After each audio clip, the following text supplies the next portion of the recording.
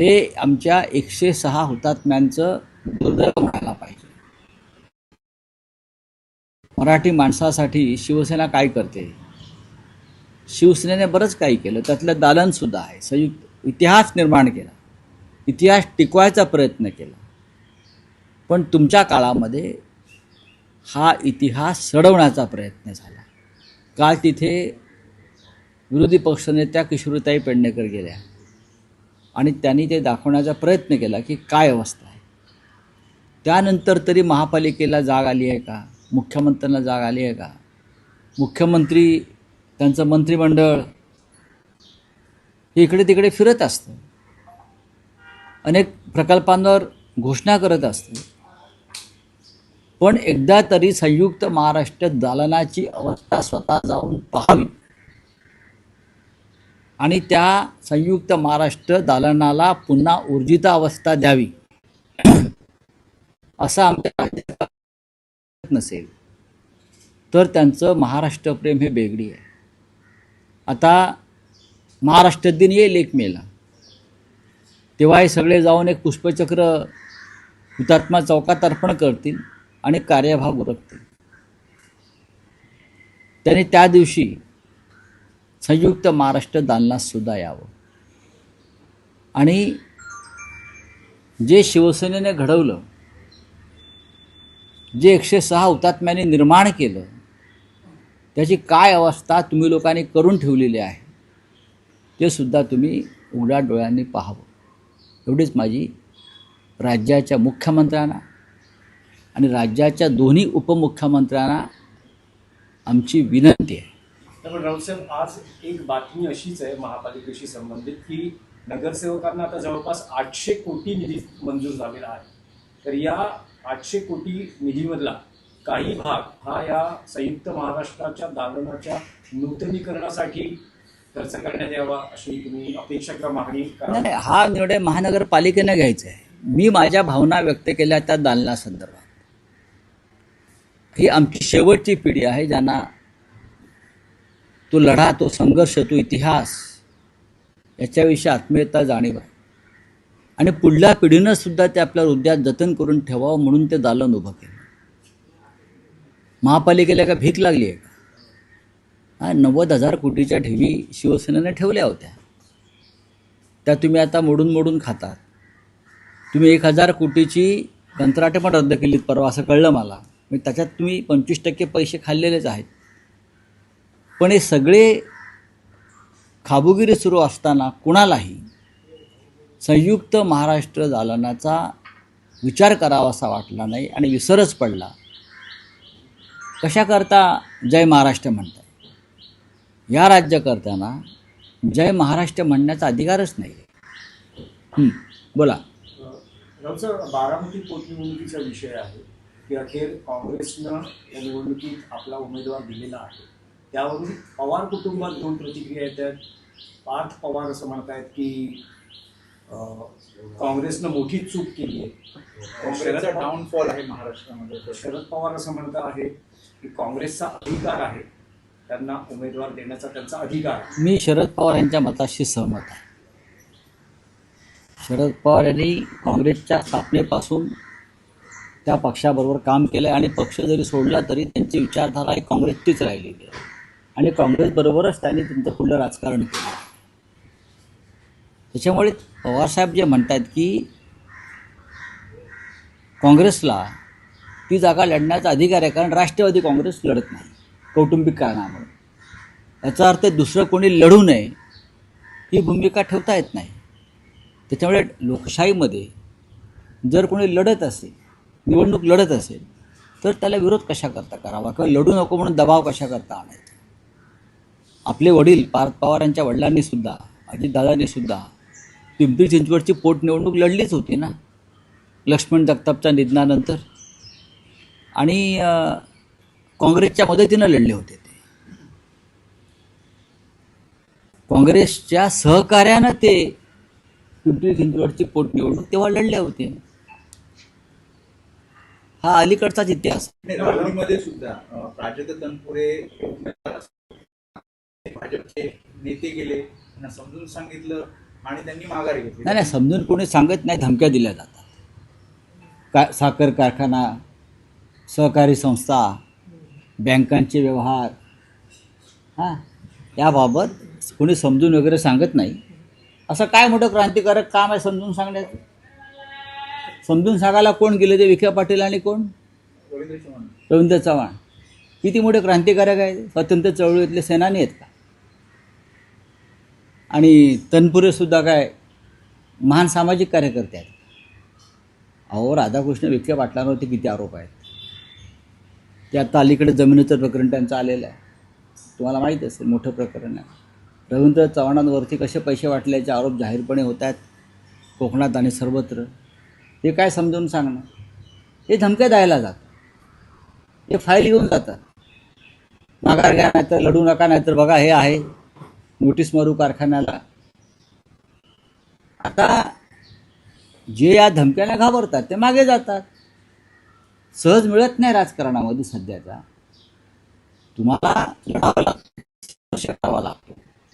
नाहीतर तुम्ही राजकारण करू नका. तुम्ही भाजपचे गुलाम म्हणून आयुष्यभर जगा आणि गळ्यामध्ये आम्ही भाजपचे गुलाम आहोत, भाजपच्या धमकी सत्राचे गुलाम आहोत, हे महाराष्ट्रातल्या अशा सगळ्या लोकांनी सांगावं.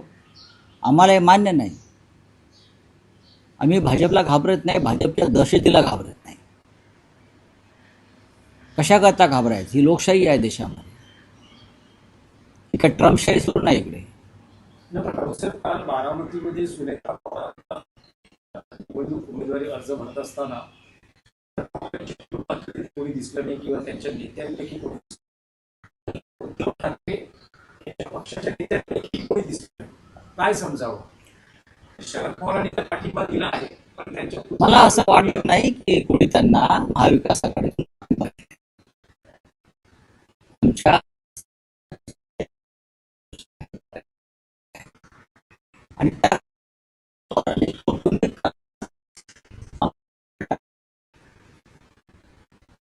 शिवसेनेची चर्चा झाली, म्हणजे माननीय उद्धवजींशी चर्चा झाली.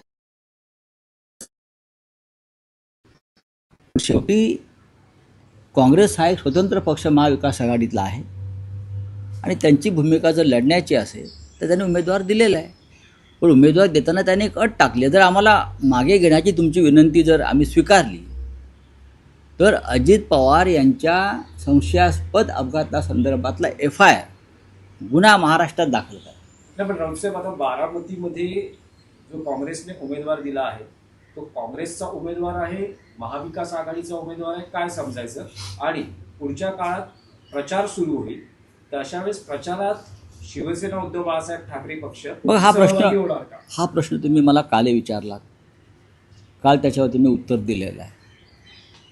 बारामतीची निवडणूक ही कोणत्याही प्रचाराच्या रणधुमाळीशिवाय चालेल. बारामतीचा जो मतदार आहे तो शांतपणे आपली भूमिका मतपेटीतून व्यक्त करेल, एवढंच मी सांगतो. नाही, पण उमेदवार हा महाविकास आघाडीचा आहे की काँग्रेसचा? सध्या काय आहे स्टेटस काय? काँग्रेसचा उमेदवार जो आहे, हर्षवर्धन सकपाळ यांच्या नेतृत्वाखाली जी काँग्रेस महाराष्ट्रात आहे किंवा राहुल गांधी, त्या काँग्रेसचा उमेदवार आकाश मोरे हे या क्षणी काँग्रेसचे उमेदवार आहेत. राष्ट्रवादी काँग्रेस पक्ष त्या निवडणुकीपासून दूर आहे. शिवसेनासुद्धा त्या निवडणुकीपासून आज जरी दूर असली किंवा राष्ट्रवादी काँग्रेस दूर असली तरी काँग्रेस हा महाविकास आघाडीचा घटक आहेच ना. राष्ट्रवादी काँग्रेसनं लढण्यास नकार दिला म्हणून काँग्रेसनं उमेदवार दिलेला, लक्षात घ्या. तुम्ही पाठिंबा दिला नाही अजून काँग्रेसला तुम्ही अजून पाठिंबा दिलेला नाहीये म्हणजे त्या उमेदवाराला, आकाश मोरेंना. असं तुम्हाला कोणी सांगितलं? लवकरच माननीय उद्धव ठाकरे त्या संदर्भात आपल्याशी संवाद साधणार आहेत, मी सांगतो ना तुम्हाला. बरं, काल ज्या प्रकारे तुम्ही काँग्रेस संदर्भात संवाद केलेला, त्याच्यानंतर नाना पटोले असं म्हणतात की जर मी काही गोष्टी बाहेर काढायला लागलो तर अडचण निर्माण होईल. त्यांनी बघा, ते नाना पटोले आहेत, त्यांनी कालचा अग्रलेख वाचला, त्याने आजचाही वाचायला पाहिजे. वाचनामध्ये सातत्य पाहिजे. वाचनामध्ये सातत्य असेल तर वैचारिक गोंधळ होत नाही. त्यांनी आजचासुद्धा अग्रलेख आवर्जून नाना पटोले यांनी वाचायलाच पाहिजे. कालचा वाचून काय होणार? सत्य का पुसलं जातं का? सत्य सत्य, जे घडलं ते घडलं, पटलावर आहे. त्यांनी आजचाही वाचला आणि मग आपण बोलू. राहुल जी, चला बोलिए। राहुल जी, सीसी को हटाने की जो मांग राज्यसभा और इसमें की गई संसद में, दोनों रिजेक्ट कर दिया गया है। आपको लगता है कि हमेशा से संसद में जो है विपक्ष की आवाज को दबाने की कोशिश देखिए, अभी का जो चुनाव आयोग है उनको एक टास्क दिया है, बंगाल बीजेपी के झोली में डालने का एक टास्क दिया है, वो जो ज्ञानेश कुमार है। और ये टास्क इसलिए दिया है कि बंगाल बीजेपी कभी भी जीत नहीं सकती लोकतांत्रिक माध्यम से, डेमोक्रेटिक तरीके से। तो जिस ज्ञानेश कुमार को ये टास्क दिया है उसके खिलाफ अगर हमने अभियोग चलाने की बात की है तो ज़रूर सरकार उसको बचाएगी। सरकार ऐसे लोगों को हमेशा बचाती आई है जो लोकतंत्र की हत्या करते हैं, डेमोक्रेसी की हत्या करते हैं, जन भावनाओं की हत्या करते हैं। सरकार उनको हमेशा बचाते आई है। तो अब देखेंगे बंगाल में जो सुपारी लेकर काम कर रहे हैं बीजेपी की या सरकार की, वो चुनाव आयोग कहाँ तक सफल होता है। मुझे पूरा विश्वास है बंगाल की जनता उनके इरादे सफल नहीं होने देगी। ममता जी जो है पीएम का इस्तीफा मांग रही है, तो इंडिया गठबंधन में आप लोग भी हैं, तो आपका क्या स्टैंड है? देखिए, ममता बनर्जी एक शेरनी है। पश्चिम बंगाल में जिस तरह से सरकार उनके खिलाफ पूरी यंत्रणा का दुरुपयोग कर रही है, चुनाव आयोग से लेकर कोर्ट तक, वो महिला लड़ रही है। उनकी हर बात को हम समर्थन देंगे।